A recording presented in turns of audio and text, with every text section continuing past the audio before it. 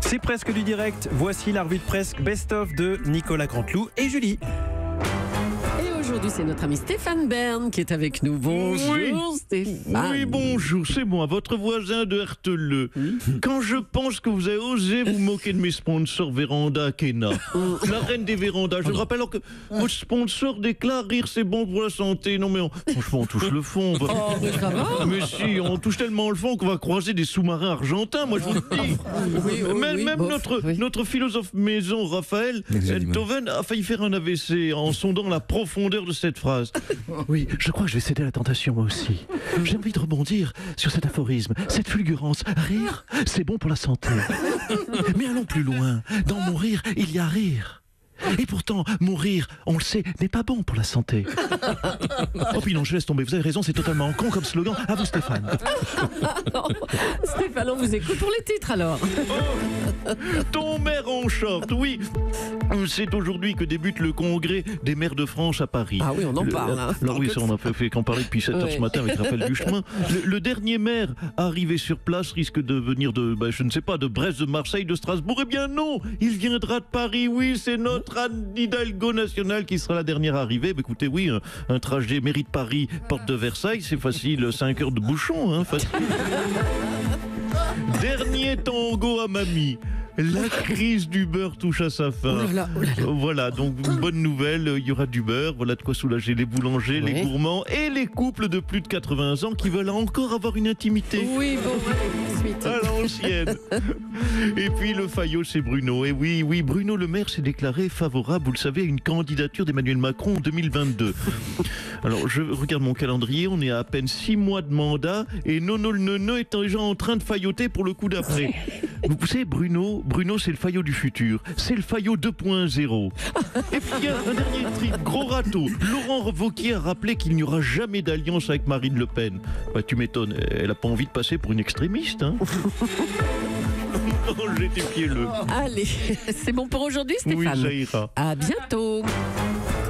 La COP 23 a lieu en ce moment à Bonn, en Allemagne. Angela Merkel, bonjour. Bonjour. Bonjour, mais dites donc, ça faisait longtemps, hein, ça va bien? Vous allez bien? Bonjour, Madame Accordé, Madame Piquet. J'espère franchement qu'il n'y aura pas d'attentat à Bonn. Bah, on l'espère tous, mais pourquoi vous dites ça? Parce que j'ai observé la vie politique. Et après les attentats de Charlie Hebdo, François Hollande a dit « Je suis Charlie Oui. ». Mais s'il y a un attentat à Bonn, je ne me ferai pas dire « Je suis bonne ». Personne ne va y croire. Ça vous plaît comme humour, monsieur Cabrol? Ah oui, beaucoup. Voilà, c'était pour Cabrol. Une fois par mois, une blague, ratez pas crête, c'est cadeau, c'est pour vous, monsieur Cabrol. Au moins cette blague, elle n'est pas plagiée aux Américains façon Tomé Azizley. Elle est 100% Stuttgart. Oh bah oui, vraiment. Soyons sérieux un peu. Quid du réchauffement climatique, Angela Merkel? Quid, ça me rappelle quelqu'un. Oui, quid. Je ne le fais plus du coup. Oui, j'ai compris. Alors, on a trouvé la solution. Ah bon? Si, Ah bon? Quand on a fait la COP 22, à Marrakech, il faisait 37 degrés. Oui. Là, nous faisons la COP 23 en Allemagne, il fait 4 degrés. On a perdu 33 degrés. C'est un énorme progrès. Comme vous dites, merci Angela Merkel. Au revoir, à bientôt. Ah, oui, Au revoir, Quid, elle a dit. Emmanuel Macron est arrivé en Guyane hier pour 2 jours et le climat entre les autorités locales et le président s'annonce tendu. Bonjour, monsieur le président. Bonjour à toutes et à tous. Non, s'il vous plaît, c'est de mauvais goût. Coupez-moi ça. Coupez-moi. Non, je ne suis pas le Père Noël, s'il vous plaît. Les Guyanais ne sont pas des enfants. Oui, c'est la phrase du jour, ça. Hein, non, mais pardon, c'est vrai, je ne suis pas. Et vous le voyez tous et toutes, chacun et chacune, chapis et chapeaux. Je ne suis pas le Père Noël. Non. Car le Père Noël, vous le savez, monsieur Cohen, est de gauche. Il distribue tout gratos. Ce n'est pas ma conception des choses. Alors, l'association des maires de Guyane a refusé de vous rencontrer. Les maires sont, entre autres, choqués que votre service de presse ait déconseillé aux journalistes de boire de l'eau du robinet et de manger les fruits et légumes locaux. Effectivement, c'est un petit peu insultant, non? Vous trouvez pas? Écoutez, j'admets cette maladresse. Ah. Mais la Guyane est une contrée sauvage. Et c'est pourquoi j'ai pris avec moi un conseiller très spécial. Ah bon? Et c'est qui votre conseiller? Salut Julie, c'est Macron, Ah oui.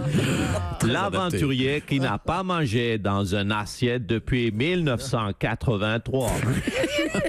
Oui, le président m'a demandé de le accompagner à travers le Guyane. Manuel, bienvenue à l'état de sauvage. Ne t'inquiète pas, je vais t'aider à rendre plus fort ton mental. Avec un mental en acier, tu seras fort comme 1000 hommes. Même si tu es tout seul dans ton corps, tu seras des milliers dans ton cerveau et tu réussiras à survivre sans te tromper. D'ailleurs, on peut tromper 1000 personnes 1000 fois. On peut tromper une personne 1000 fois. On peut 1000 fois. Je me souviens plus. Mais je vais t'apprendre quand même, Manuel, les rudiments de survie en Guyane. Alors, dis donc. j'aimerais savoir, cher Michael, comment boire, me nourrir en Guyane. Je suppose la chasse, la pêche, la cueillette peut-être. Manuel, je vais te montrer l'endroit. Viens, où se nourrissent les Guyanais. Là, ici, tu vois, ça s'appelle le supermarché. Et juste à côté, tu peux aussi aller à le restaurant, car il y a plein de le restaurants dans la Guyane. C'est fascinant, c'est fou. Mais comme c'est pittoresque. On a beaucoup à apprendre de ces gens-là. Vous savez, ils n'ont rien, mais ils donnent tout en fait. Voilà, exactement. En Guyane, ils n'ont pas grand-chose. Et ils donnent tout, mais ils n'ont pas grand-chose. C'est même pour ça que tu es là, Emmanuel. Alors, tu peux te mettre à le boulot. Courage, Emmanuel. Dans le prochain épisode, Julie et Patrick, à l'état de sauvage, nous emmènerons François Hollande sur les ruines du PS. Ah, Bah, merci. perspective intéressante. Merci Michael. Et bon courage Emmanuel Macron. Heure à